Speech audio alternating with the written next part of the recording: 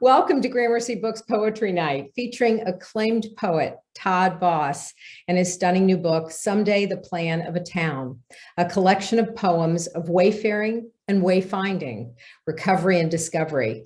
Todd will be in conversation with award-winning poet Maggie Smith. I'm Linda Cass. I want to thank Ohio Poetry Association for being Gramercy's community partner for this virtual evening of inspired poetry.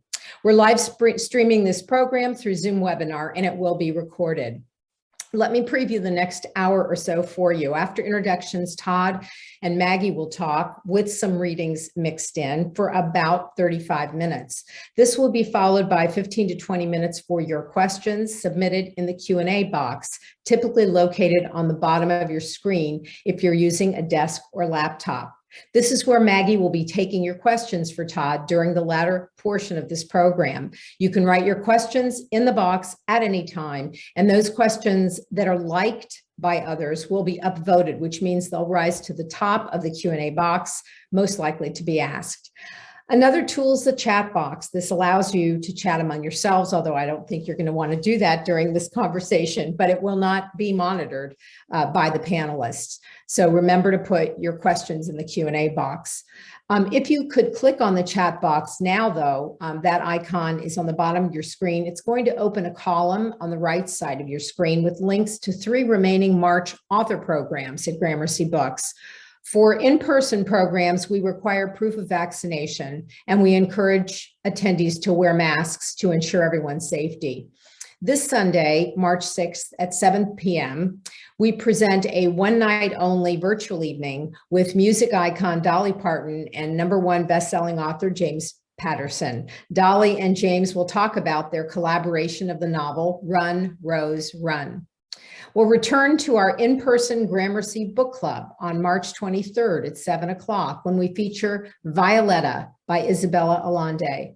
The main character is 100 years old and her life spans the 20th century. For that discussion, we thought a historian should moderate, and we're thrilled to have David Steigerwald from Ohio State University in that role. And finally, on Wednesday, March 30th at 7 p.m., we will host a free in-person poetry night with two more masters, Linda Gregerson, launching her poetry collection Canopy, in conversation with poet and editor David Baker. If you click on the link to any of these programs, you can learn more about them as well as register. And you can learn about all of Gramercy Books author programs on our website and through our e-newsletter. If you want to sign up for the newsletter, you can do so at gramercybooksbexley.com. Now let's meet tonight's guests. In 2018, acclaimed poet Todd Boss sold his belongings and began to circle the globe in a series of consecutive house sits. As much a commentary on modern-day America as a personal history replete with grief, Someday the Plan of a Town is a central, intellectual, and arresting musical map of one nomadic troubadour's journey to self. Todd Boss is the author of 3 previous collections of poetry, most recently, Tough Luck. His work has appeared in The New Yorker, Poetry, American Poetry Review, and other publications. Still nomadic, Todd has most recently been based in Austin, Texas, and Los Angeles. Todd, it is a thrill to welcome you to Gramercy Books and to share your extraordinary poetry collection with our Central Ohio community. Thank you, Linda. Great to be here. Hi, everybody. In conversation with you, Todd, is Maggie Smith. Maggie is the award-winning author of several books of poetry, including Good Bones, The Well Speaks of Its Own Poison, Lamp of the Body, The List of Dangers, and Nesting Dolls. She's the recipient of a creative writing fellowship from the National Endowment for the Arts, several individual excellence awards from the Ohio Arts Council, 2 Academy of American Poets Prizes, a Pushkart Prize, and fellowships from the Sustainable Arts Foundation and the Virginia Center for the Creative Arts. She's been widely published, appearing in the New York Times, the New Yorker, Tin House, the Gettysburg Review, the Southern Review, and more. Maggie, welcome back, neighbor, back to Gramercy Books, and thank you so much for joining us tonight. Hi, thanks, Linda. Thanks for having me. Hi, Todd. Hi. Thanks to all of you in our audience for being with us this evening. And now a warm welcome to Todd Boss in conversation with Maggie Smith. So what do you think, Maggie? How do we do this? We just read we I- read some poems first? Yeah, I think, whenever I do these things, I always am sort of like itching to hear the person's poems before I hear someone else yammering on about said poem. So I would love to hear you read a handful and maybe give us a little behind the scenes info on the poems, and then we'll talk. Let's do it. Okay, cool. You don't have to twist my arm. That's what we're here for. Okay. So I'm going to share my screen and show you maybe 3 or 4 poems. Does that make sense? That sounds great. Some of them are the opening poems in this new collection, the title poems, Someday the Plan of a Town. And yeah, I'll just guide you through them as we go. This is the first poem you encounter when you open the book. It's called Where You've Been. The trouble with telling people where you've been is that then they start telling you where they've been and making it sound like you haven't been anywhere until you've been where they've been. And before you can tell them that where you've been is every bit as interesting as where they've been, they're explaining how to get to where they've been, even though you don't intend to go. And by then, where you've been's been lost around the bend, and you know they know, though nobody says so, that no one's going to be going there again. And then this is the title poem from the collection. And it is about wayfinding. It's about this sense that we all have that there is a home for us somewhere. It may not be where we are, and maybe we're on the road searching for it, but there's just this sort of nagging sense that someday we'll fit in where maybe we feel we don't yet. Someday the plan of a town, right down to its side tracks and back alleyways, will match, or so goes the dream, with some identical patch of neural network your rogue thoughts roam in. Overlay it like those musculoskeletal transparencies with which anatomy textbooks come bound. And you'll be at home in its dogleg joint work of cobbled kinks, and your body will resound at every fork, tuning fork like. And every road you ever rambled will be re-scrambled to appear to have brought you here where you fit so perfectly, where you can practically predict where to find every bench or post box, and where you can cue every little old lady who leaves her flat to buy bread, as if she were locking up a little room in your head and trading your idea of money for your idea of food before returning to wipe her shoes on the mat your mind's laid flat, and fit her flat key to its shoulder into the strike plate keyhole through which you daily romance her as she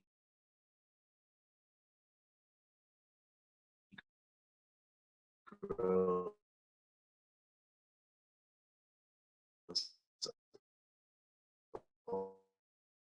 and mate and make one question, opening, each forever the other's only answer.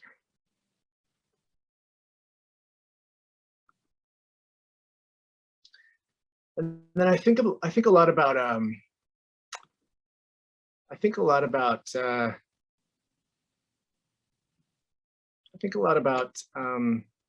the home planet, this home planet that we're on too, not just my home or your home and everyone else's individual homes, but the home of all of us.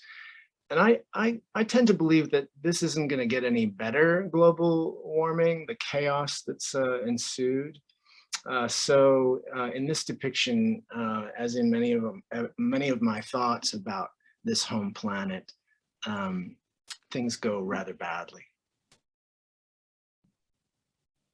She's going to be beautiful as she goes, isn't she? Gorgeous plumes of cinder blooming rose in dying light. She's going to give a stunning show. The melting ice, the slow decay of zones. Our drones will play it all in full HD and lavish insult on the injury. All the satellite imagery, the National Geo photography. She's going to be calendar worthy stuff if ever again a calendar there'd be. Like forcing someone to disrobe and wishing you don't want to watch. The moon will touch her everywhere goodbye. An elephant, the last, inelegantly will pass in a savanna gleaming gold. The cloud formations no one's ever seen in towers shimmering with ash, we will no longer wonder to behold. All the coastal cities under sea. She will be beautiful, of course she will, and devastatingly.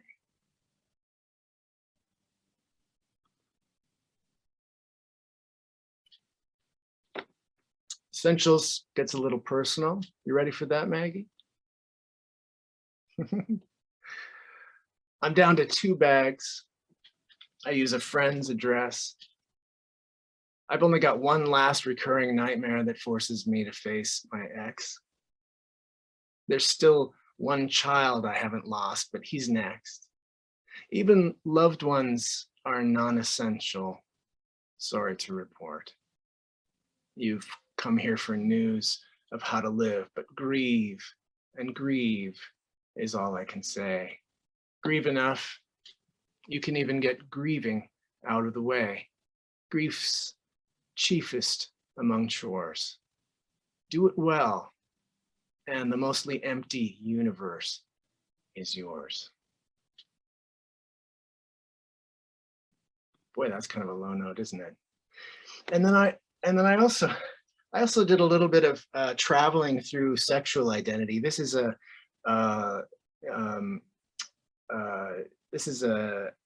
poem about bisexuality, men then maybe. How to say it not louche. Men too have got lashes as lovely sometimes, their locks sometimes as lush. Couldn't I love one just as much and touch one just as generously? Men are as leisurely over the Sunday paper Sunday mornings, aren't they?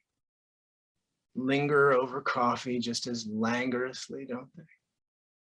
I'll admit, my gaze is lately on them more than formerly a bit. Here I get to harmlessly wondering how seamlessly this one's arm heavily linked on mine might be. Or how might that one's shapely upper lip between my top and bottom fit. Men aren't faultless, oh I know. Now and then a prick, okay. But let's just say the fairer blooms I've picked so far, though lovely, are no prickless clutch. So men then, maybe, huh. The hot mechanics may yet be a mystery, but at least I know the parts already. A body's a body after all, a tenderness, a tenderness. Probably we'd most of us be off better genderless. A martyred saint for the desert storms of your heteronorms anymore, I ain't. Sorry. So strip me of my rank and shave me. Issue the smart khaki shirt and tent. Save me a spot near the flag up front. Give me a nickname. Start me a grunt.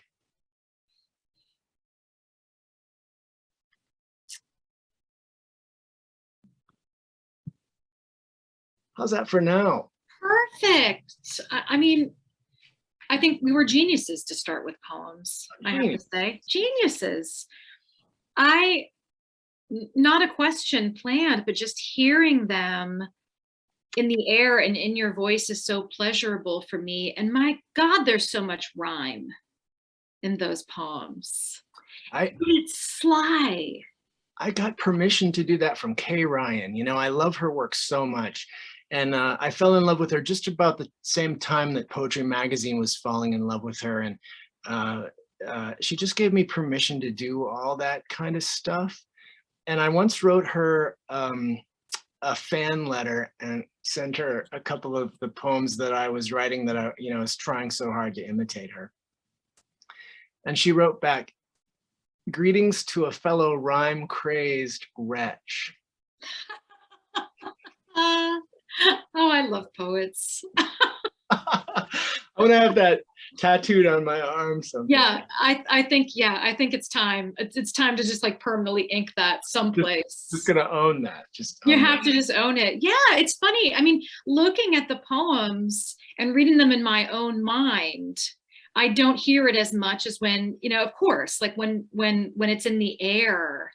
But you've so slyly, even just with the line breaks, tucking things away, like in the middle of lines.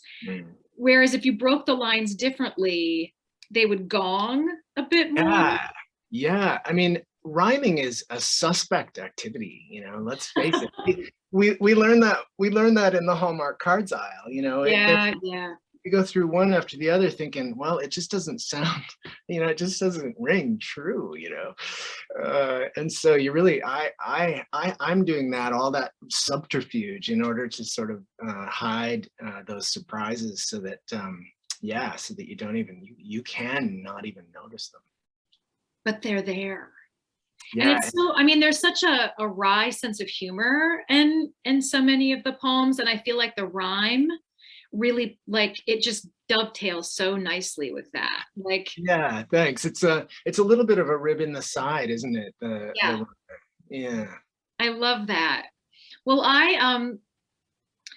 for people who haven't read the book yet, there's something that you wrote in the introduction that really struck me that I wanted to read and then maybe ask you to say a little something about, because I think honestly, our at least recent lives, I'm sort of your foil. I still live in my hometown. I can't move. Like I can't leave. I love that. I see the same people every day. My daughter was just telling me at dinner tonight, I turned in my quiz and the sub said, "I've known your mom for years." And I said, "Who was it?" She goes, "I don't know." And I don't even know who she knew who I was.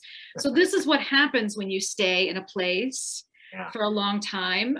Well, if you stay in Bexley, Ohio for a long time, you're blessed with Gramercy Books, which is a perk. But I'm so curious about the sort of way you've been living and creating poems over these past few years. And you wrote in the introduction, "When you're unburdened by material concerns, it's much easier to be present to the world around you. This is why travel enchants, not because every place is more attractive than the place you left behind, but because you left behind more than a place. You say you've left behind the burdens and clutter." And it just made me think about travel as lightening in a way. And especially the kind of travel where you sort of travel extreme, where you unburden yourself of your things and you don't have a home base for a while. And I'm so curious about what you found out of this experience. Did that lightening sort of make room for poems in a way that maybe you didn't have room before? Did it change the work? I'm down to 2 suitcases, as I said in that poem. It's true. That's all I own. 2 suitcases full of clothes and some basics. And I did 30 house sits in a row where I lived in people's homes, so I had access to their, I don't have a Netflix bills, but I have Netflix, I don't have to shovel the walk, but I have a shoveled walk. It's amazing, there's so much that you can let go of and still have when you're house sitting. So, I cheated a little. You could say I cheated a little. I had a dog, and a cat, and they were their animals, but always a new dog, always a new cat. I had 30 sheep in the Pyrenees. I got to know those sheep. It was amazing. I think I thought it would get old. I thought I would miss my things. I thought I would sort of, that the burden would reverse itself and that eventually, I'd be burdened by having so little. But that hasn't happened. Instead, I sort of I sort of have come to a place where this is how I want to live for the rest of my life. And it's because I don't have to shovel the walk, and it's because I don't have to worry about the roof leaking, and it's because I don't have to, you know, take the car in, you know, for a checkup or any of that. I'm free to think my own thoughts and invest my energy where I want to. I feel like you're sort of rubbing in the fact that I have like gutter cleaners here today, and I've been driving my kids around to the pediatrician this afternoon. I feel like you're sort of rubbing that in. No, I'm kidding. I'm kidding. But I love that. And I mean, one of the questions I had was like, when you set off on this, it was what, 2018? Yeah. So did you think I'm going to make a book from this? Or did you think I'm just going to live like this? And if the poems come, the poems come. And at what point then, you're nodding. So at what point did you think, I think this is maybe going to be my next book? Oh, it's like all the other books, you know, the poems just sort of, when you look at them and dump them out on the floor, they all sort of speak some theme, and then you start to organize them that way. You know, I didn't expect to write about my journeys exactly, but obviously that, you know, that's a great thread to tie them all together, and it did make sense once I studied them. How many aren't here? Oh my goodness, how many of your poems, Maggie, aren't here? Right. I mean, that's always the interesting thing. It's like, oh, you made a book, and it's like, yeah, I carved this from this giant boulder of bookness, right? Exactly. And so, yeah, the poems that are here are some of the poems from this experience, but I'm assuming just from my own process that a lot more didn't make it into this book that were written from place to place to place. Oh yeah, and they're not all worth reading either, so that's why they probably didn't make it. Well, I mean, that's a question too, right? I mean, that one of the questions we all have is like, so how do you pick? Is it just your favorites, or is it ones that seem to sort of have an arc from beginning to end, or they're touching on certain themes that you feel are important? Yeah, I don't think about themes as much as if a poem just, I'd be interested to hear from you too on this topic, but for me, it's when a poem just sort of like a dog, you know, it's just sort of following you around everywhere, you know, and you don't quite know what it wants, and you kind of want to pet it once in a while and give it a little love and share it with somebody. That's when I know that a poem is worth keeping around. I love that answer. When it begs of you something. Yeah, when it seems to just be filled with fascination and love, and just doesn't want to let go, and yeah, that's when I adopt it for my own. I love that. I love that. And those are the dogs that you do get to keep, and they do belong to you. Yeah, and my little book is a kennel of all my favorites.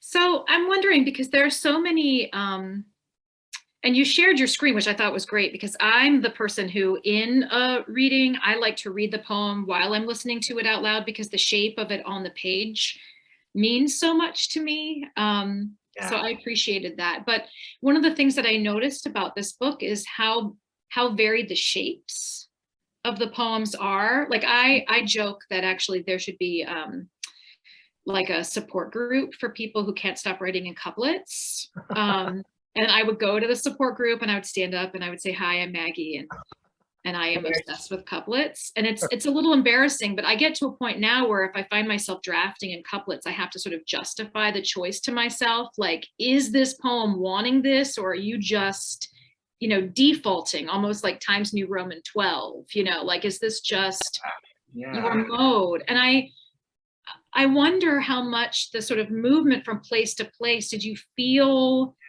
that certain places, or whether it was like, you know, I guess what I'm asking were specific poems sort of infused by like the language, the culture, the topography, the meals, the smells? Did you find that impacting the form that the poems took on the page? That's a weird question, I realize.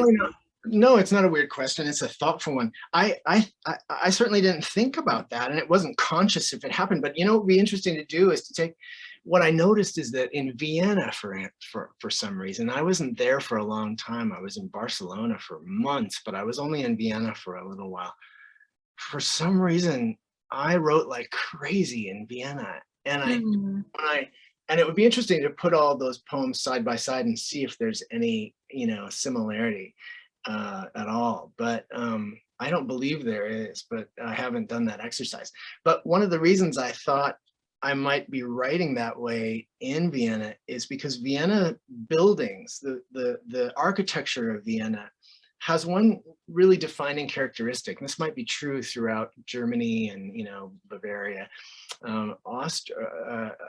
Vienna's buildings tend, not all of them, but they tend to have really high windows and doors with soaring ceilings and curved ceilings. And when you enter a cafe, for example, it's this massive door that pushes open, in front of you, and it sort of gives you this gift of ceiling, and there's light pouring in from all over, and you just feel sort of free in a way in a space like that.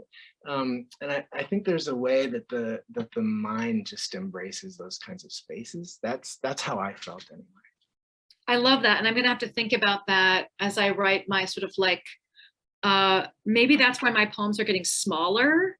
Like I'm living in this sort of like, very sort of crowded. I mean, you could see very crowded by books and Legos, sort of suburban, that the house is sort of closing in on me. And so the poems, I'm like, well, no wonder I'm writing sonnets. Like, who has room for anything else? Have you seen? Absolutely. I love the idea that the bottom line of a poem might have a few Lego bumps in it. Yeah. And they hurt like hell when you walk over them. I've got one, Maggie, that you might like. It's all the shapes of my poems, to answer your question in a different way, take the form that the poem seems to want, and I'm sure you have that experience too. This one is about parenting my can you see that yet? Oh, there. This one's about parenting my 19-year-old. He stayed with me during the pandemic. It's called Parenting You. Parenting, and this might be influenced by the Southwest, because I was in Page, Arizona when I wrote this poem. We were staying there for about 6 months. So it has bull rider images in it. Parenting You is the bull, and me, at best, I'm rider clamping his hat. It's all I can do staying on top of parenting you. I mostly flail. I try to stay this way of tail. Dervish, such bent sport, the man misfixed upon the brute until he's not a knot of dirt. It plays like work, then swerves like swing, only always disorienting. And your cloud, your ring, your crowd, your sting, your rope, your hope, your everything. Oh, I love that one. And I love how like the work described in the poem is enacted on the page, so that the reader has to work harder. There's a wrangling that is required just at the work. I mean, I guess here's a question. At what point in composing that poem did you think, I'm going to sort of play with the typography? I'm going to kind of blow this up? Because I don't think you drafted it that way. No, I didn't. Right. I think it probably happened though in the shower, or on the pillow. Where all good thinking happens. Right. And it probably, for me, I start a lot of my poems in my head with the first lines. That's why the first lines end up staying as the titles, because I stink at writing titles, and I just borrow from the opening line. But I probably woke up thinking about the rodeo and wanting to take Theo to the rodeo. My son's name is Theo, and it was COVID, so the rodeo was closed, and I was so sad about that. And then I probably got to thinking, it's a lot like a rodeo, this this wild teenager that I have. I mean, it was wild for a good long time, and kind of trying to think about how to put that together in my head probably made me get to parenting you as the bull. And as soon as that occurred to me, then, oh yeah, the shape had to take us on a ride. Yeah, that can't be in couplets. No, No, it that doesn't can't be work. controlled. It No. does not work. Nope, sorry, doesn't work. First of all, I have to say, I believe that if somebody asked me about my writing process, I would probably have to list showering as part of my writing process. Why is that? Like, it's somehow, and it's like, it's not just showering, it's driving, dishwashing, really, really anything where part of my brain is sort of occupied with like fairly low level automatic task. And Yeah. somehow that frees, I don't know how the brain works. I'm imagining it's back here. Somehow that frees, yes, this other gear to do something higher level. And it's no fail. Yeah, When in doubt, get in the shower. I hear that, or get on the road. You know, you're making an argument for any sort of activity that pulls you off the page. I do think I think we're more interesting when we're not writing. You know, obviously, writing is just writing, but doing something, you know, that's interesting. We could be shelling peas into a bucket, you know, or you know, striking up a conversation with a stranger at the bar. You know, it's always infinitely more interesting. And that's where, like you said, I love the machinations metaphor that you started there. The machinery of the brain starts to process things. Mm-hmm. I'm going to remind folks to ask questions because I have so many that I will just fill up this time. So if you have them and you want to jump ahead of me, Maggie, you should also feel free to jump in with a poem of your own if you're inspired to do so. Oh goodness, hardly. We don't need any of that business. You know, it's funny. One of the things I was going to ask you about was titles, because I was going to say so many of your titles are run-ins, where the first line is the title, or it runs right into the first sentence. And I love that too, in part because I have a hard time titling poems. And so one of my first instincts is, let's look at the first line and see if there's either the whole sentence or a phrase can be just pulled up, so I don't have to name it like Reflections or something embarrassing. Yeah. So you answered it without me having to ask.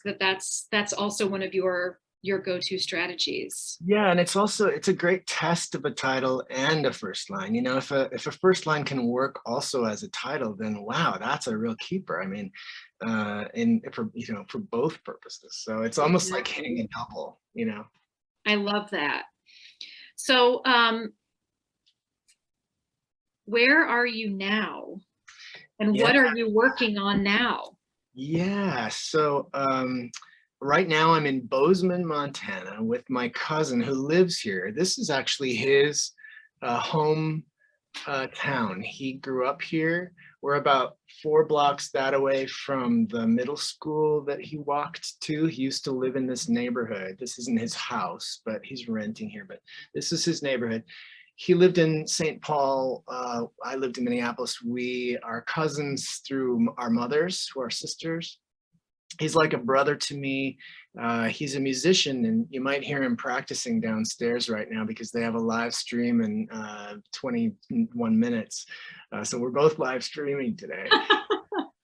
But it's been interesting to be here again. He just moved back to be with someone who, like you, Maggie, is sort of embracing that hometown. And for him, the pull was, unavoidable. He couldn't do anything else. He had to move back here. And that's been difficult, on his relationship and for his children.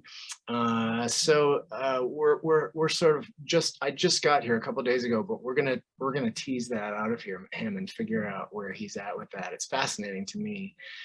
But what am I working on lately? Well, last week I was in Tucson. I was there for a month premiering a symphony that I wrote, kind of along the lines of She's Going to Be Beautiful, the poem that I read about Mother Earth. I frequently collaborate with a composer named Jake Ronestad, and he's known for setting things for choir primarily, but he also sets for orchestra.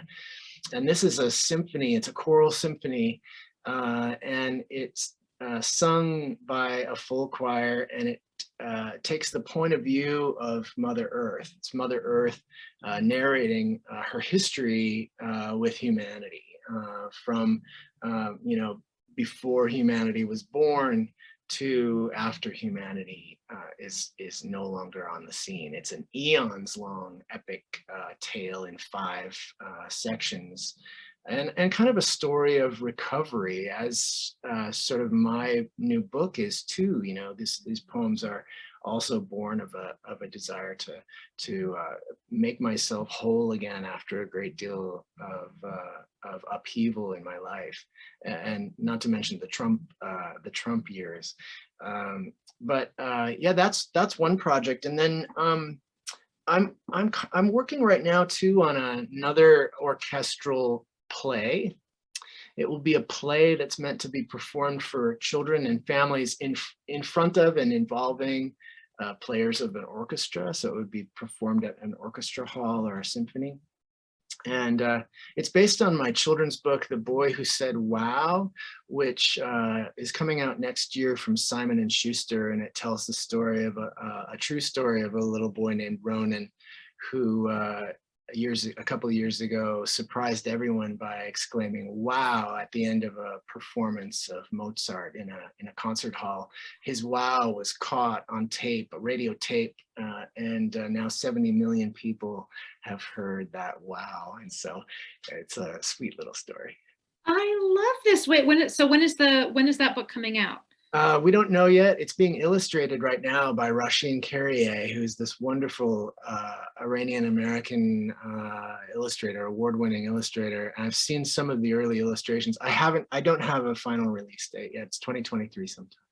I can secretly reveal that I am also in that stage with an illustrator of a picture book. Yes. Wow, Maggie, that's amazing.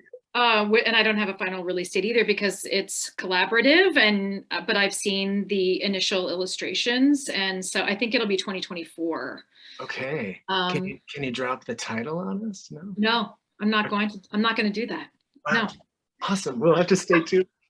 But it's honestly been one of the most fun things. We'll have to talk about that when those books come out, we'll do like a picture book thing, because it's been one of the most pleasurable things I've ever worked on. And, as someone who's written about my kids for a long time, but hasn't really written anything sort of drawn from their experience for their age group, my son's 9, so it's a little, I would say a little below where he is now. He's not really reading picture books anymore, but it absolutely draws from parenting him.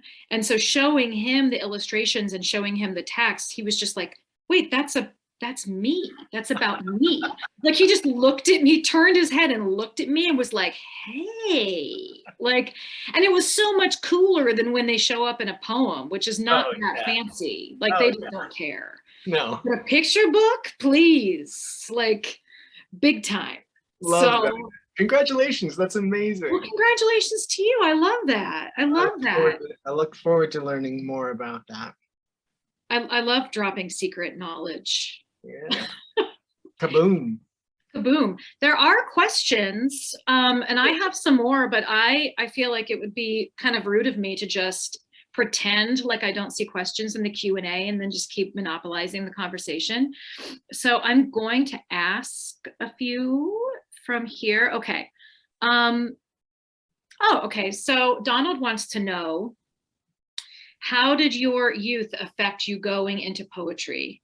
Which I take as sort of being, maybe when did you start writing, or what from your young life sort of led you down this wayward path? Yeah. Yeah, I was a farm kid. I grew up on a 80-acre cattle farm in west central Wisconsin in the Eau Claire River Valley, a little town called Fall Creek, which is where Bon Iver is also based. Oddly, it's a little town of 2,000 some, and there was a lot of silence around me growing up on the farm, and I think I just did a lot of thinking and amusing myself and finding ways to be fascinated out on the farm because I was bored as heck and I was lonely. I didn't have any siblings until I was 6. That's when my youngest sister was born, so there wasn't a lot of playmate material around me. But I think I was first struck by poetry's power. And it's a very distinct memory in my mind, so that's why I think it had something to do with how I turned out. Is something, maybe I was 10 or 12. My mother, sort of to pass the evenings, the long evenings on the farm, would read poetry across the dining room table, and my dad would sit on the other side of the dining room table, just in the lamplight, and listen. And I remember once my mom read a poem that made my father cry. And, he was a stoic Norwegian farmer. I'd never seen him cry before. I'd never heard him raise his voice. He just was not a very demonstrative man. And I remember being gripped kind of about the throat, to see him to see him affected that way. And I don't think I've ever lost that feeling that poetry has the power, to reach the, what's the phrase? Isn't there a famous phrase, to reach the hearts of men? Something. Yeah, I mean, just to see the power of language in that kind of concrete way. I mean, meanwhile, at my house, I think, they were reading Reader's Digest. And poetry in Reader's Digest? Oh, there's totally poetry in Reader's Digest. Yeah, I was exposed to poetry, I think, a lot later than you. And I think I realized language's power more from, there was like a wit that had to happen at the dinner table. And if you could have the quickest comeback, oh, or wow, the zingiest joke or the wittiest thing, or if you could bring a story back around to kind of like tease somebody by bringing up a detail they mentioned like 3 days ago, yeah, then that was power. Like there was some currency and humor. yeah. And so I think that's not poetry at all, but I think the sort of like weaving of things, or being able to pattern things, which jokes do. And to make the compact, the comeback, that's a. Yes, compression. Yeah. So yeah, witty dinner table talk was my poetry. When I went off to college, I discovered that poetry could get women, and that made it valuable to me too. Yeah, that I don't really feel like it's as useful in getting men. I don't know, Todd, that seems very sexist, and they yet might back away a little. Exactly. They're like, oh, you're a poet? That sounds scary. Okay, so let me look at these other questions. Donna wants to know, what poets do you enjoy reading aloud? What poets do you particularly enjoy sort of hearing them in the air? Yeah, Kay Ryan is an amazing poet for that. You can't read her work too slowly, especially when you're high and you've got a little high audience around. I love Tony Hoagland. I once read his What Narcissism Means to Me aloud from cover to cover. Well, twice I've done this for wrapped, dinner guests, or after dinner guests over at my house when I had a house, or whatever. It's so entertaining. It's funny, and he introduces you to all these kind of kooky people that are also gathered at a party, and you just feel like you've invited them all into the house. It's just a hoot. I love Tony Hoagland. Oh, I love that. That's a good rec. How about you? Do you read things aloud much? Are you inspired to read things aloud? I do. I'm also like the sort of odd person who I might read poems in my head, but be listening to music at the same time. So I don't handle silence well. Hmm, I don't actually like quiet, wow. which is strange. But maybe it's from growing up with, two close siblings in a really loud house where there are always records playing and people yelling and dogs barking. And You feel more at home when there's some background noise. oh, absolutely. I sleep with white noise on. I listen to music while I write. And I don't remember who it was. Oh, it was Ben Dreyer was just saying, look, I don't know how you people write or edit or do anything with music playing. Like, how do you work with your own words with something else going on? And I know a lot of poets who only can listen to instrumental music, might put on, either something classical or something like, Explosions in the Sky or Godspeed You Black Emperor or something like that, and then can write. But it doesn't matter to me. I can listen to like the Isley Wow. Brothers. That's like a superpower. I don't know how you do it either. Parenting. Yeah. Maybe that's it. I can listen to a whole episode of Malcolm in the Middle in the background. I parented, but parenting made me want silence. It was Yeah, like no, I actually don't. It's funny. I don't like it. There is one more question from Terry. Oh, she says, the thought of your recent life's journey is fascinating. It is. Tell us about planning your house sitting schedule. Where did you, so two-part question. How did you plan your schedule? And then the follow-up is, where did you do your best writing? Like, was there a place that you landed? Yeah. It sounds like maybe Vienna was maybe the sweet spot. I think by and large, Vienna was easily the hands down winner. As for how I navigated, it was about a year and a half of 30 plus house sits, and they were so consecutive that I rarely had a day in the middle that I needed to find, a place to stay. And it was all done through a site called trustedhousesitters.com. I always think they should pay me a little something when I shill for them. That doesn't sound real. That does not sound like a real website. They're real big. And I think you pay a membership fee of like $120 or whatever, which is like a night in a hotel, right? And it's all based on, they do a background check on you, and then you have a profile, and it's all people rate you as how you did, and you sort of rise through the ranks that way. My first gig was in a Tuscan villa for 3 weeks, watching two cats. Like, I signed me up, I'm there. And then they just started coming really easily because I had built a reputation already with just that one. So they sent an email every day with 50 or so opportunities around the world.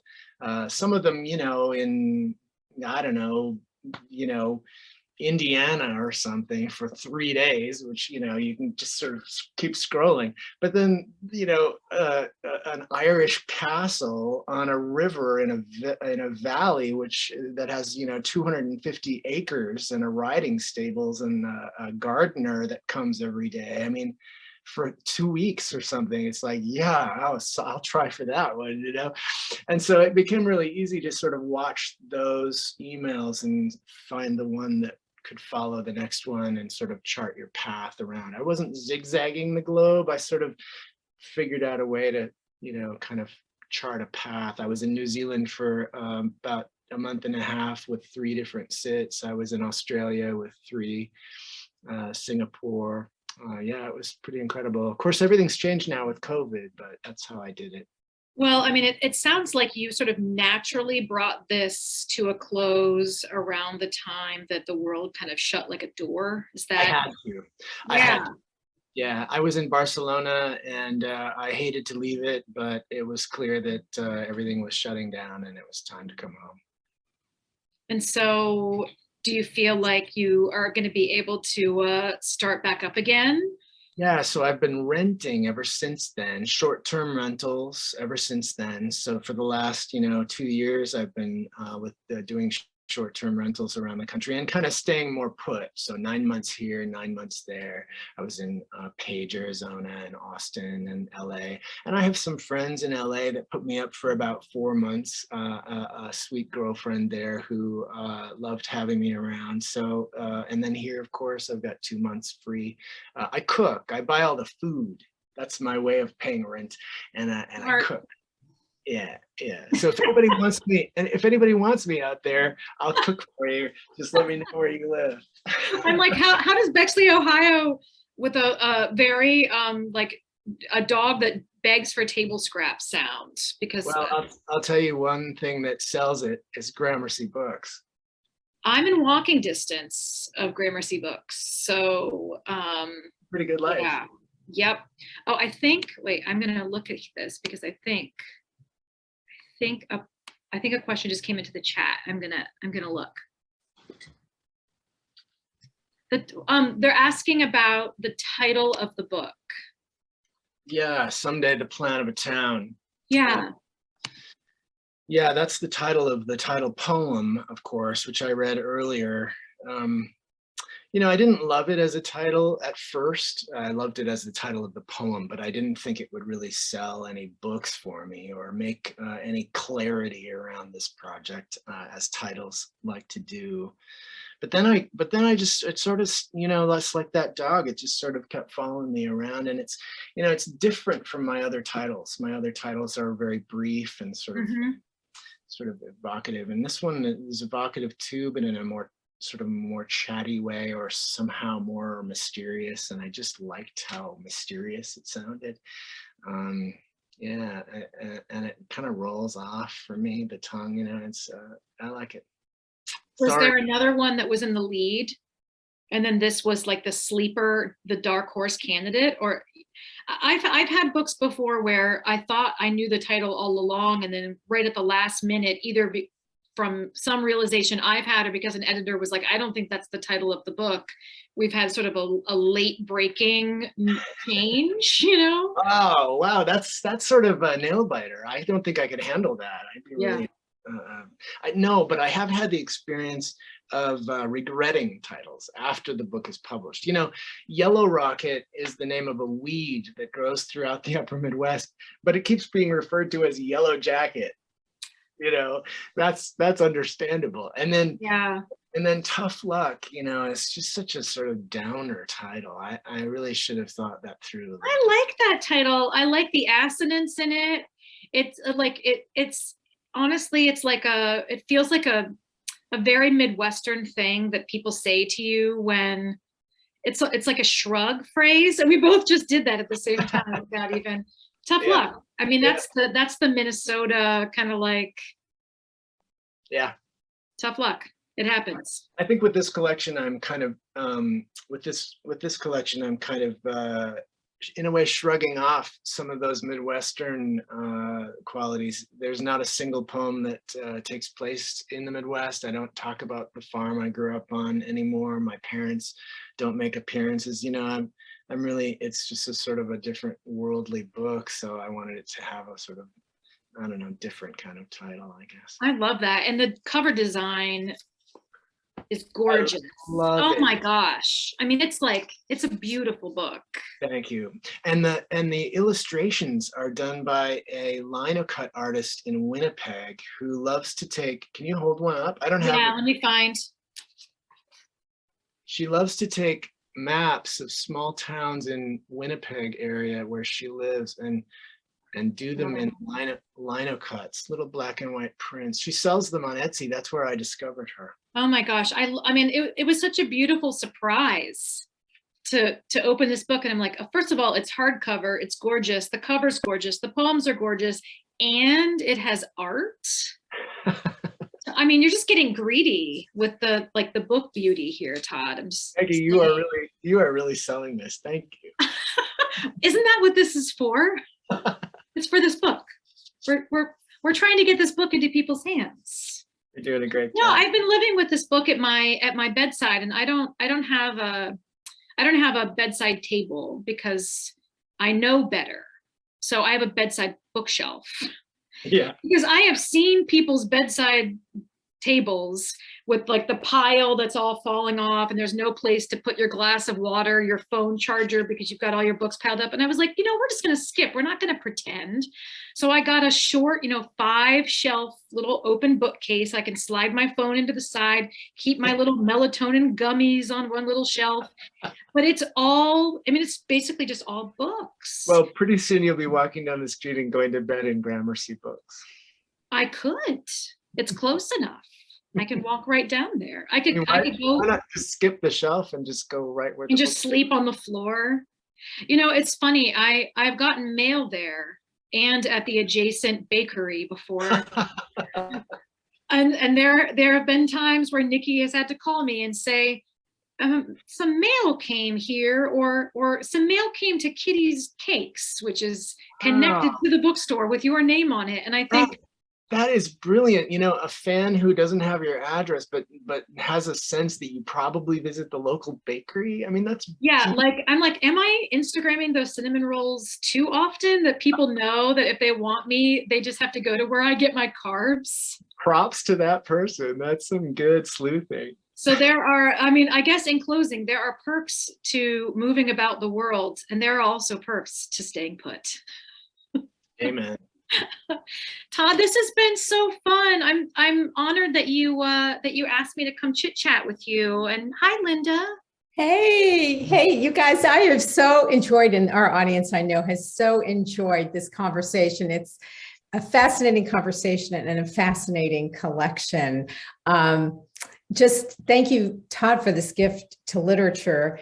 And Maggie, you've been a superb conversant tonight. Thank you both for this really stimulating discussion. We've added a link, by the way, in the chat box to both, Todd, your book, Someday, The Plan of a Town, and Maggie's copy of Goldenrod. So we encourage everyone to click on those links. And thank you both for all that Gramercy love. We love that. And thanks to the audience for joining us tonight. We just remind everyone we're open 7 days a week. So we're there for you 10 to 6. Just come visit. And again, Maggie and Todd, you're terrific, and wish you all the greatest luck, Todd, on this book launch, and hope to see you at the store in person for the next book. And Maggie will be in conversation with you in person at that time. I hope. Anyway, thank you again, everyone, for spending part of your evening with us. And we hope you all join us again soon. Thanks, Linda. Thanks, Maggie. Night all. And thanks, Nikki. Thanks, Nikki.